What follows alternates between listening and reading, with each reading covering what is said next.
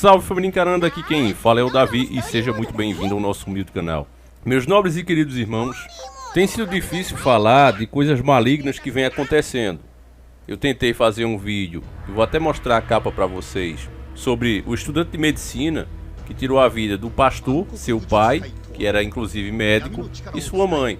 Deixou um monte de símbolos pela casa, deixando claro que fez aquilo em nome de uma entidade espiritual. Tentei fazer o vídeo, o YouTube limitou esse vídeo. Nesse momento, até agora, eu não tenho permissão para soltar esse vídeo, ele não está liberado. E é dessa forma que as coisas estão hoje em dia. Só que muitas pessoas acham que isso é uma coisa do aqui e agora. E eu vou mostrar para vocês que todo esse mal está sendo implementado na sociedade. O caminho para que coisas ruins sejam vistas como coisas boas foi feito há muitos anos atrás e nós nem sequer percebemos. Por exemplo, este desenho que você vê é um dos meus favoritos. Eu posso dizer para você que me influenciou muito. Por quê? O protagonista se chama Yusuke Urameshi. É um cara brigão, tem aquela menina que gosta dele, ele gosta dela, mas eles meio que ficam naquela coisa de criança, querendo avançar para a adolescência. Enfim, ele é o oposto de um estudante japonês, ele mais parece um brasileiro. Matando aula, tira notas ruins. Em casa as coisas são um pouco complicadas com a mãe dele. É o tipo de personagem que você, quando tem 12, 13 anos, se identifica na hora com ele. De repente ele morre tentando salvar a vida de uma criança atropelada. E a partir daí ele recebe uma proposta do mundo espiritual para ressuscitar, caso ele esteja interessado em se tornar um detetive espiritual. E aí começa a ter uma pequena diferença entre o mangá, que eu li, e o anime. No anime a coisa é bem mais rápida. No mangá ele conhece espíritos obscuros, espíritos possessores e etc, etc. Já no anime não, isso é cortado assim como várias outras coisas polêmicas. Roubava os moradores, tem uma tentativa de abuso em cima da Keiko, que o Yusuke chega em cima da Oria e consegue salvar ela. Então tudo isso é cortado do anime, até dá pra entender. Mas o cara que fez o anime, que fez a adaptação do anime, ele realmente é de tirar o chapéu. Principalmente que teve aqui no Brasil uma dublagem muito boa, que colocou frases de impacto, como eu tô maluco e diversos dizeres que nós falamos aqui. Então isso fez com que a gente criasse um carinho muito grande pelo anime. Ainda mais quando depois aparecem os outros personagens, que chegam como vilões e depois vão se tornando amigos, como o Riei, um cara orgulhoso, mas que é aquele tipo de cara que no convívio normal você não aguenta passar um dia com ele. Mas ele é aquele cara forte que aparece sempre quando você mais precisa. Então por conta disso, ele se torna um grande amigo, um grande aliado. Quabra, aquele amigo bobalhão, que geralmente implica com você, mas você sabe que está disposto até a dar a vida dele por você. O outro, Kurama, tem um jeito feminino, mas é um cara super forte por trás dessa aparência. Kurama, ele é o personagem chave daqui. O cara que fez esse anime, ele é casado inclusive com a menina que fez Sailor Moon, a mulher que fez Sailor Moon. E a ideia dele inicial era fazer Riei e Kurama um casal. Isso mesmo, um casal colorido. Porém, anos 90, as pessoas não iam aceitar isso muito bem. Então ele foi aconselhado a não fazer isso. Mas quem é bom percebedor, se assistiu o anime hoje, vai ver que existe uma relação meio estranha entre Kurama e Riei, que vai muito além de uma amizade. A gente envolvido pelo carisma dos personagens, as lutas emocionantes, cheias de sentimento, a gente vai deixando isso para trás. Vai esquecendo e ignorando esse lado. E é isso que eu quero que você perceba. Esse anime, meus irmãos, é uma das coisas mais letais, uma das coisas mais malignas que já foi produzida. E você já vai entender por quê. Aqui vai um spoiler, quem não quiser ouvir, pare de ver o vídeo agora. Para quem não assistiu e quer ver. Mas quase no final dessa série, Yusuke conhece Sensui, o ex-detetive sobrenatural, que ficou contra a humanidade que ele deveria proteger, ao assistir uma fita chamada Capítulo Negro e que mostra o lado negro do ser humano, o lado perverso. Ele que sempre viu os monstros devorando e matando os humanos, nessa fita tem justamente o contrário, os humanos capturando os monstros, os demônios, e torturando, fazendo tudo que não presta com eles. Então ele se vira contra a humanidade. Bom, o Sensui anda com um cara bem esquisito que controla as dimensões, e esse camarada, na verdade, isso fica mais claro no mangá, é o namorado dele. Eles são um casal. Inclusive no anime ele deixa escapar também que Sensui tem uma personalidade, que ele criou 7 personalidades, e uma delas se chama Chorona, uma menina meiga e que é a favorita do cara, do parceiro dele. Então tudo isso em um desenho dos anos 90 era estranho.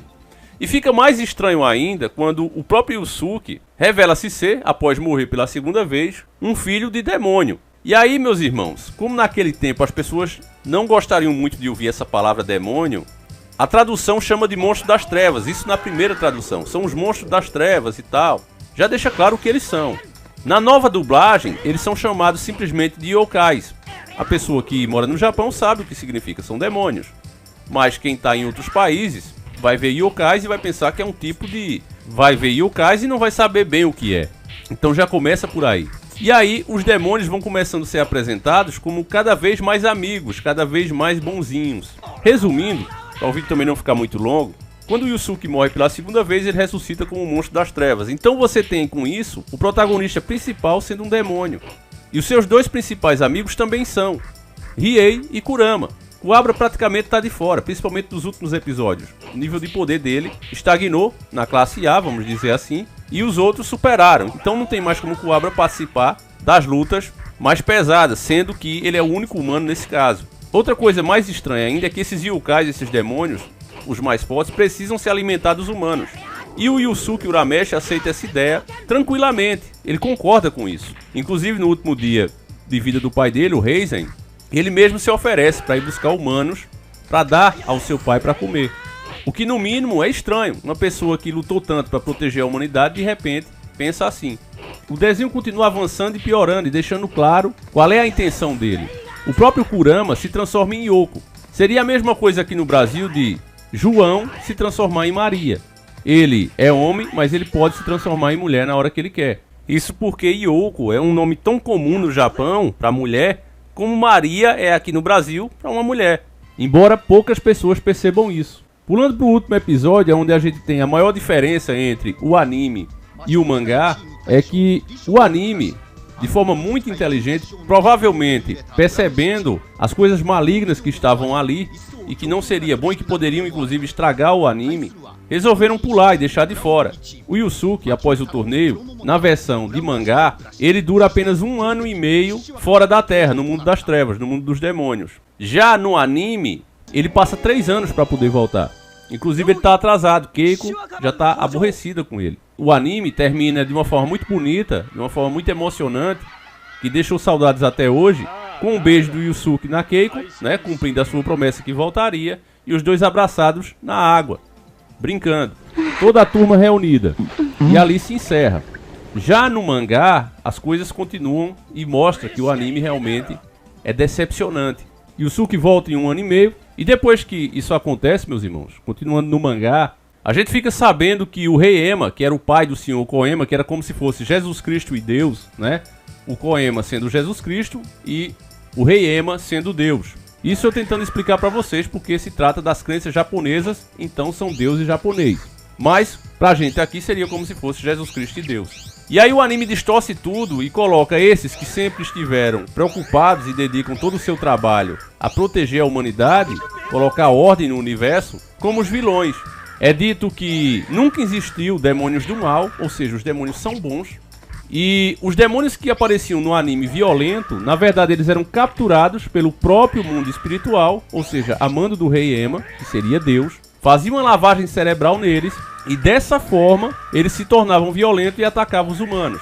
Agora, veja como os caras destroem a própria história, colocando coisas que não encaixam, coisas contraditórias. Os demônios se alimentam dos humanos, vinham fazer mal aos humanos. Os humanos eram escravizados por eles. Mesmo assim, eles não são maus. Quem é mau é quem tentava proteger a humanidade e livrar a humanidade deles, deixando eles no lugar deles, na terra natal deles, cada um no seu lugar. Então é mostrado que o mundo espiritual é que era o vilão, o rei Ema é impeachmentado, sai do seu poder, Koema assume o seu lugar e restabelece de novo o título de detetive espiritual a Yusuke Urameshi, que abre inclusive uma barraquinha e ganha um bom dinheiro com isso. Ainda se não bastasse, um grupo religioso chamado de fanático pelo anime, ou seja, as pessoas que sabem o que é certo, as pessoas que defendem a moral, os bons costumes, são mostradas dessa maneira, e elas sequestram o mundo espiritual, sequestram Botan, o próprio Koema, e exigem que restabeleçam essa barreira que impedia que os demônios entrassem na Terra, para ficar cada um no seu lugar separado. também é dito que o mundo espiritual acabava lucrando. Eles não explicam bem como, mas eles lucravam com essa barreira. Ou seja, eram corruptos, faziam isso por interesse próprio. Então, resumindo o anime, meus irmãos, é um anime altamente perverso que diz que os demônios são bons.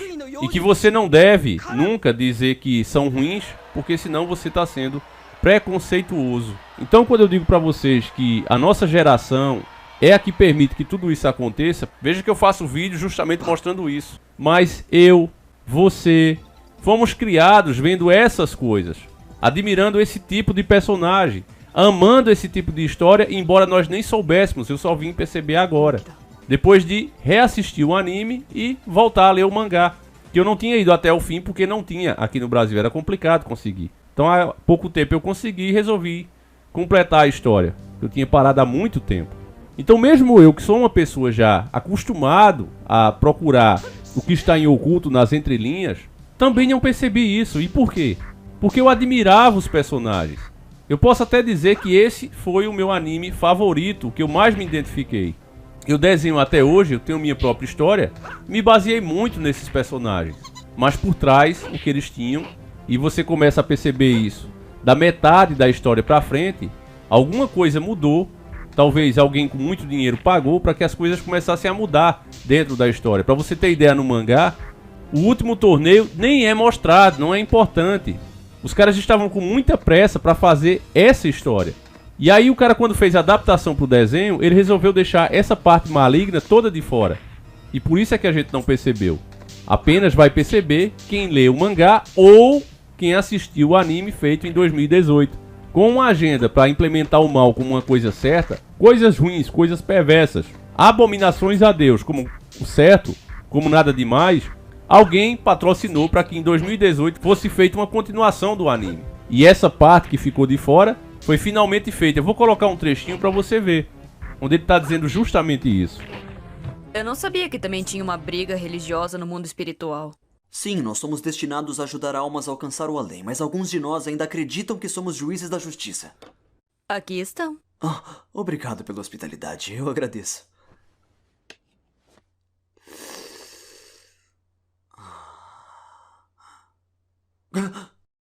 Sabe, o Heikai não é nenhum paraíso. É simplesmente um lugar onde o corpo e os espíritos se separam e são enviados a um local apropriado. Aqueles com a visão de que o Heikai é um paraíso acham que os yokais são uma raça do mal, ao invés de uma raça diferente. Veem isso como a missão sagrada deles. Manter o mundo humano livre de manchas de yokais.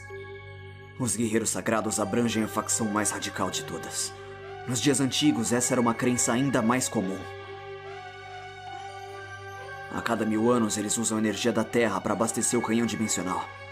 Eles pretendem usar essa energia para causar desastres naturais, como se fosse uma ira divina para conter a decadência espiritual.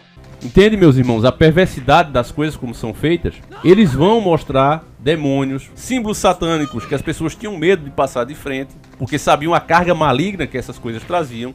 Eles vão trazer como boas. As pessoas vão andar com isso tatuado no corpo, já acontece agora.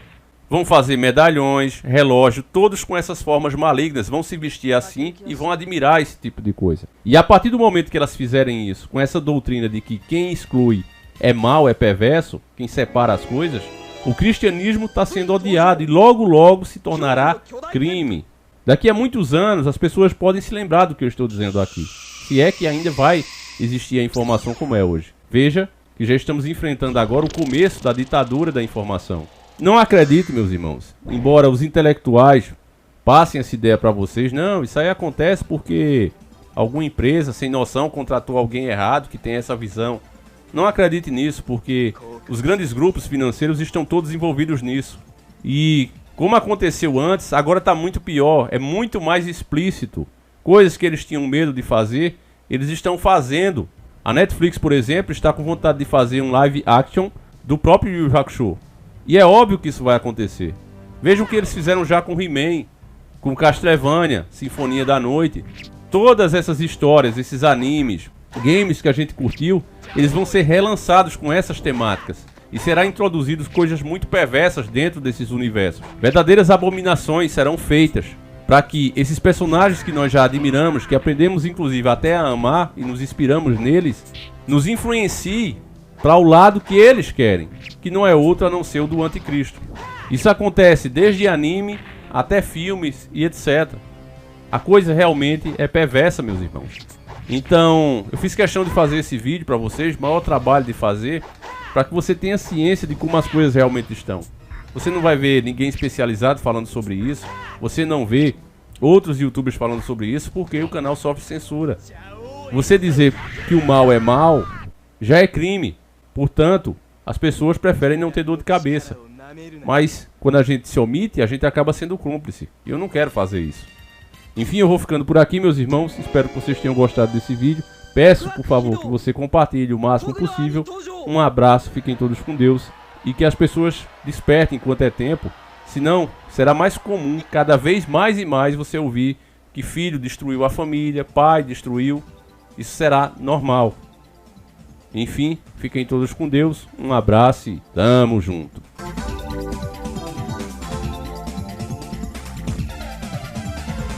Yoshi, 行くぜ!